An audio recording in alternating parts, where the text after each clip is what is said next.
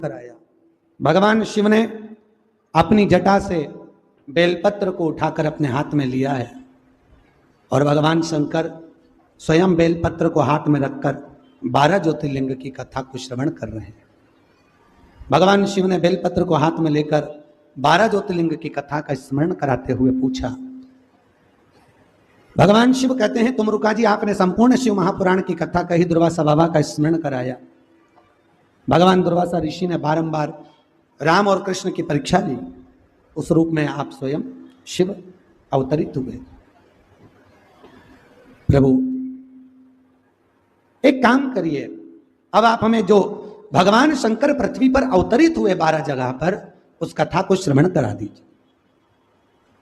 भगवान भूत भावन भगवान शंकर ने जैसे ही कहा तो तुमरुका जी ने कहा, हे भोलेनाथ, ये 12 स्थान आपके द्वारा प्रकट किए हुए, इन 12 जगह पर अगर जीव किसी भी एक स्थान पर भगवान शंकर की शिव महापुराण की कथा को श्रवण करेगा, उसका जीवन फिर बार जन्म और मरण से छूटकर वह भगवान के ही धाम को चला जाए।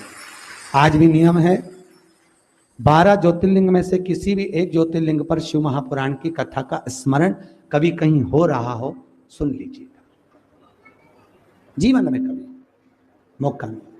भगवत तत्व को धारण किया, आगे वर्णन करते हुए पहले ज्योतिर्लिंग में सोमनाथ जी का वर्णन किया।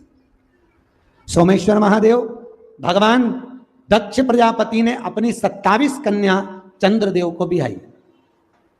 कितनी कन्या? 27।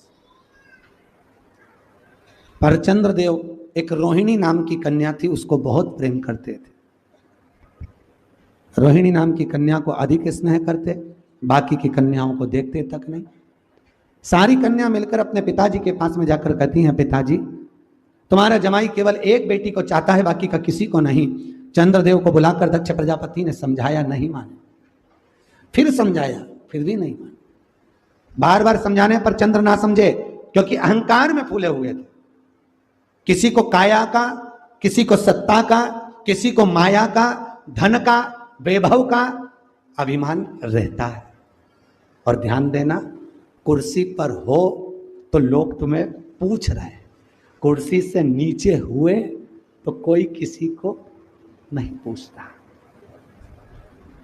कुर्सी पर बैठने पर इसका मान छोड़ दो कि मैं इस पद पर हूं, मैं इस जगह पर हूं, मैं इस स्थान पर, उसका कोई तात्विक सुख नहीं,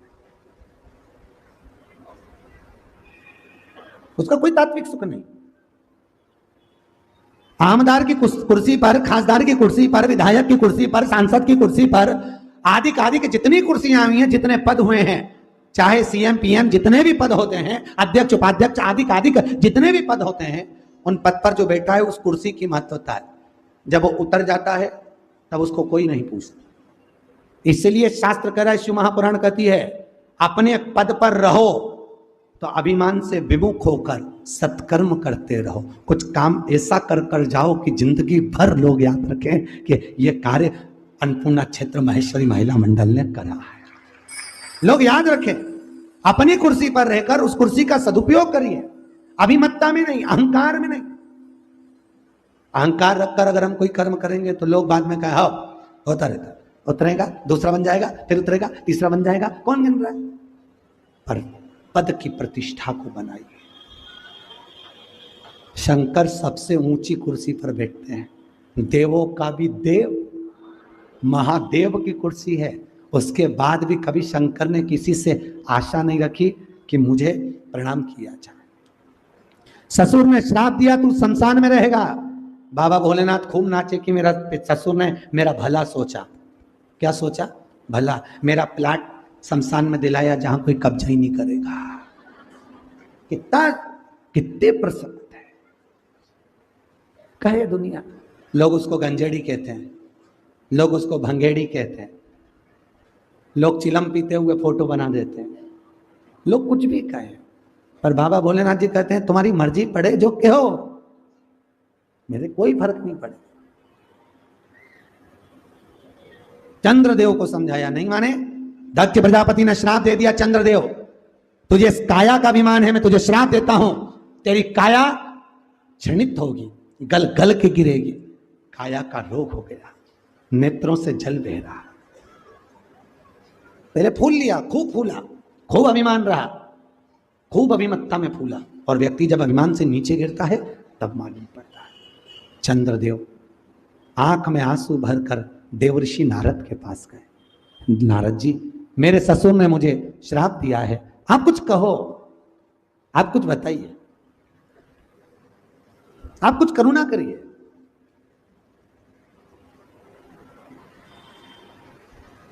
और जहां अभिमत्ता चली जाती है वहां भगवान स्वयं साथ निभाता, स्वयं।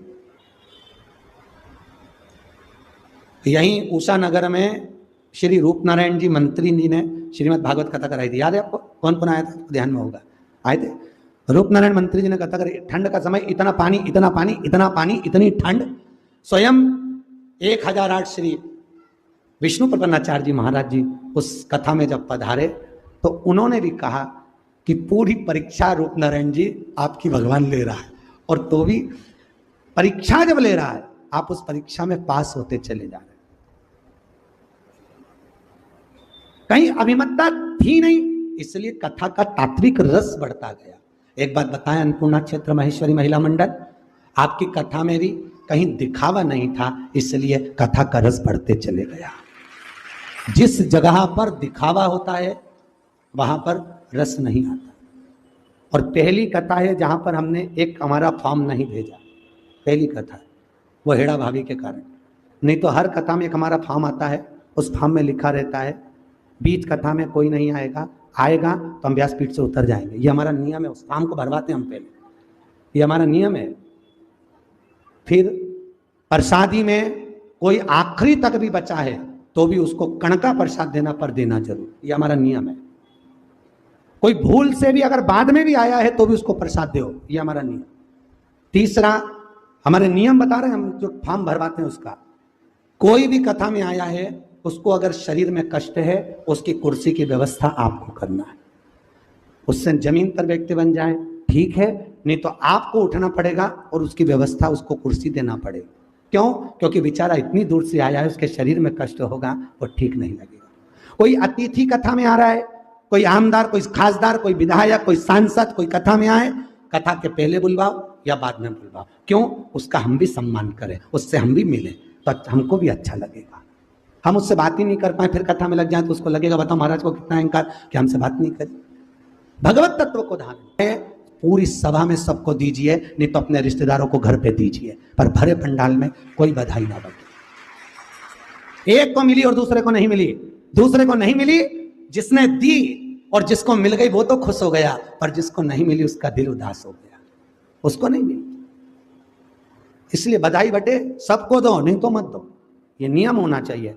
हम लोग केवल हेड़ा भाभी के कारण हमने फॉर्म नहीं भरवाया, नहीं तो जबरकोटा परिवार, चाहे अपना पहले वाले मुन्ना राठौर, चाहे गोलू अग्निहोत्री, आदि कादिक जितनी कथा हमारे उषा वाले रूपनारायण जी मंत्री, आदि कादिक जितने भी कथा लिए हम सब दूर फॉर्म भरवा लेते हैं कि ये नियम हमको चाहिए, तो कथा का रस हो, समान भाव रखो, समभाव रखो। क्यों? शंकर शमशान में रहता है। शमशान का मतलब है जिस सबकी शान सम, उसी का नाम सम। अमीर भी जाए तो बांस पर, गरीब भी जाए तो बांस पर, अमीर भी जाए तो सफेद कपड़े में और गरीब भी जाए तो सफेद कपड़े में। जहां सबकी शान सम है उसी का नाम शमशान है। उस शमशान में कोई अमीर भी डनलप के गद्दे पर नहीं जाता, जाता है क्या? सब बांस के टुकड़े पर जाते हैं। तो फिर क्यों अभिमान, क्यों अभिमत्ता? सब बराबर। पुराण चाहे शिव पुराण हो चाहे भागवत पुराण हो, कभी किसी पुराण का शुल्क नहीं निश्चित करा। आप लोगों ने जो दिया वो लिया। कल से ये ना कहिए कि मिश्रा जी ने इतना लिया। ये अपने जीवन की 998 नंबर की कथा कर रहा हूं, और 998 कथा में कोई नहीं कह सकता कि मिश्रा जी ने कुछ लिया। और शिव महापुराण का नियम है 2 साल गौशाला को बनाने में केवल 4-6 महीने 8 महीने की और देरी है, बस उस माँ के लिए मांगा है। और आप लोगों का प्रेम इतना। कई लोग कहते महाराज इतना सोना क्यों पहन के बैठते हो? और महाराज तो बैठते नहीं। हमने कहा तुमने दिया हम पहनेंगे, तुम्हारे पास भी है पर तुमने लाकर में धर दिया, बाद में बहू को दे दोगे, बेटों को दे दोगे और मर के चले जाओगे, पहनोगे कब? बस अंतर इतना है, हमको दिया इसलिए हमने। आपके पास भी है और दुनिया में ऐसा कोई कथाकार नहीं जिसके पास सोना चांदी नहीं हो, खूब है पर नहीं पहनता, फिर भी गरीबड़ा बन करके हमारे पास तो कुछ नहीं, आप तो दो, तो खूब दिया। और आपका आशीर्वाद इतना है जीजियों, आपको बहन कहता हूं, आपका इतना आशीर्वाद है, इतना आशीर्वाद है, बाबा की इतनी कृपा है कि 2019 के जुलाई तक कथाएं खूब है, उसकी कृपा है। ये आपका आशीर्वाद है, ये आपका प्रेम है, धन नहीं, आशीर्वाद फलता है। इसलिए आपको कह रहे हैं माता पिता भले किसी को भी साड़ी दें, माता पिता किसी को दौलत दें, संपदा दें, हमको नहीं चाहिए। आप क्या कहोगे? आपका आशीर्वाद दो। जिनको संपदा मिली उनके बेटों ने संपदा डब्बे में गमा दी शेयर मार्केट में, और वो भीख मांग रहा है। और जिनको आशीर्वाद मिला बूढ़े माँ बाप का, उनके लड़के 2 रोटी कमाकर घर में चकाचक रह रहे हैं। इसलिए निवेदन है, आशीर्वाद लेना धन नहीं, दौलत नहीं, उसका कोई तात्विक अंश नहीं, उसका कोई तात्विक सुख नहीं।